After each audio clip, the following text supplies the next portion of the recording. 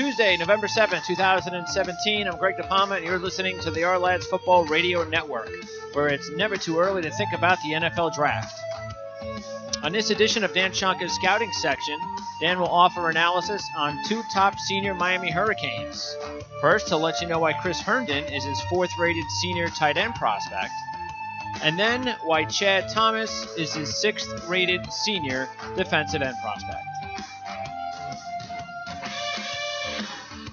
All right, thanks for tuning in to another edition of the Scouting Section. As we've got Miami Hurricanes on our minds. A big game this week, the Miami Hurricanes and the Notre Dame Fighting Irish. So this is a good time to talk about a couple of key players that we will be definitely talking a lot more of when the NFL Draft pops around, because they're both seniors, Chris Herndon and Chad Thomas. So let me welcome in Dan Shonka to the program. And Dan, first, how excited are you about this Notre Dame-Miami matchup? Because I'm pretty pumped up for it.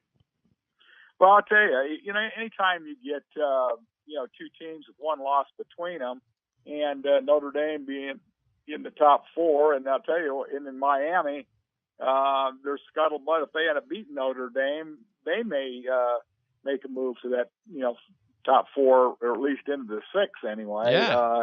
If they beat Notre Dame. So it's a real big ball game, and looks like Notre Dame's going to be full strength with Adams being back and Wimbush being there. So I think that things will be full go. And really earlier, in fact, the Hurricanes are getting better and better every week. And earlier they were getting pure luck to win games. Yeah. But, teams like that get lucky early and then you win those games.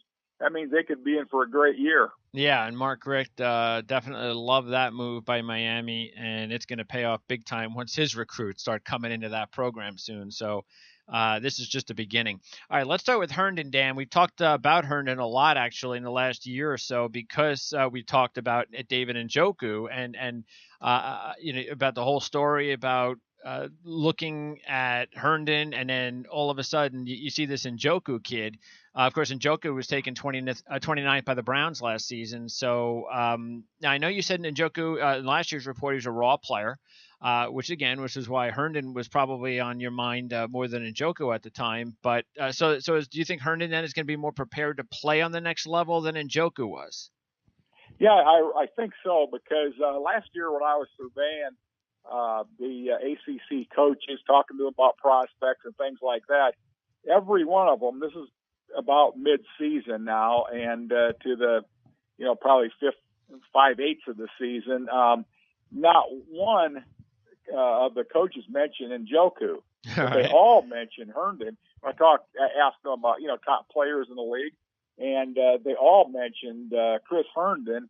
And you can see why. You see number 23 out there making plays and things. And, he was an outstanding talent. And I think that then in Njoku, he ends up being a great athlete, that's just still learning football.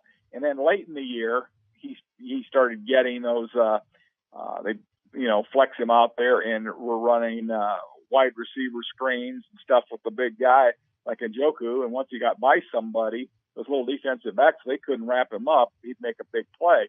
Well, Herndon, he goes over the middle, catches the ball, and he blocks better than Njoku. Okay. And so I think that because he's played football longer, yep, he's going to be better prepared once he gets to the NFL level to step right in and play. Now, he appears to have many positive traits that you're looking for in a top flight receiving tight end. So besides the obvious need that every tight end has to have coming into the pros to be a better pass blocker, but better blocker in general, what else would you like to see him do to improve his game?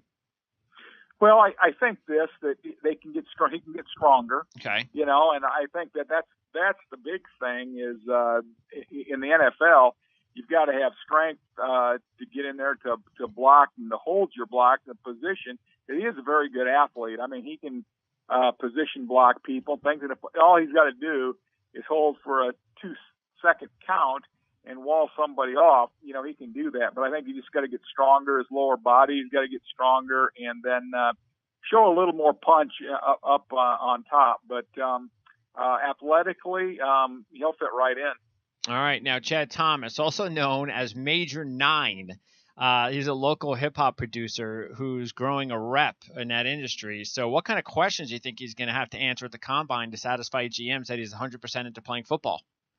That's a very good point, because they're going to ask him, hey, what is your number one priority? Because it used to be, up to about 5 to 6 years ago, I think that you had a lot more hard-nosed coaches that wouldn't fool around with a guy like that. But now, I don't know. Like I said, the NFL, to me, in certain aspects, is getting softer than it has been, because you can always count on, one thing about the NFL, you can always count on certain things, and I don't know if you can count on that anymore between the courts and NFLPA and everything, dog and pony shows that go on instead of following rules. Yep. It's going to be, 32 teams look at stuff differently. Yep. I mean, I don't know if it's ever been more clear than this year, the way, with the protests in the games and a variety of different things that go on. Everybody approaches things a little different.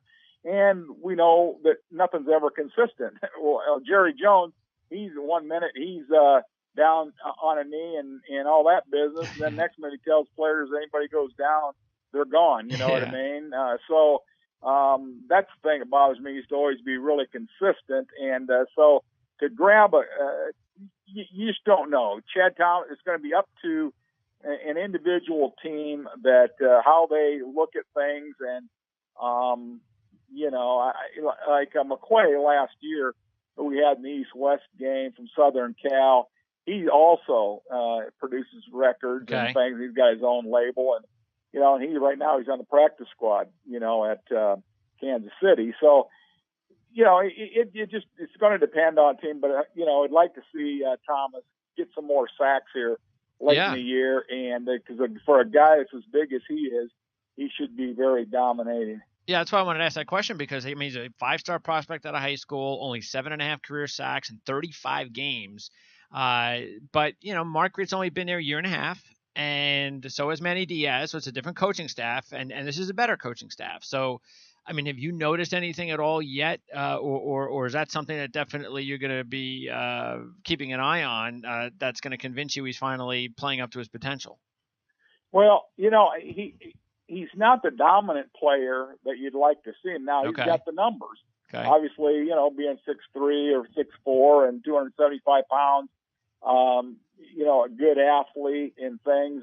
He's in fact, I just looked at him again, it was either yesterday or day before on tape, and he's shown definite improvement through this year. So if he can keep it up to the end of the year, we'll see what happens with the combine and things. But he's using his hands a little better. He's playing square up front so he doesn't get turned. He's showing that he can use his hands as a pass rusher and not be a one-trick pony, just like a bull rush guy. So there are signs that he is getting better, but time's running short. He's best got maybe 4 games left. And he's got the big matchup this week with the 2 linemen from Notre Dame, McGlinchey and Nelson.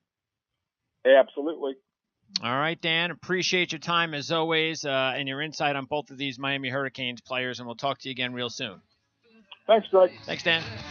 All right, I'm Greg DePalma. Thanks for listening to Dan Shonka's Scouting Section on the Our-Lads Football Network, where it's never too early to think about the NFL Draft. Go to ourlads.com and order a subscription of your choosing, including a 2018 Our-Lads NFL Draft preview brochure that's available right now. And thank you for tuning into the Our-Lads Football Radio Network.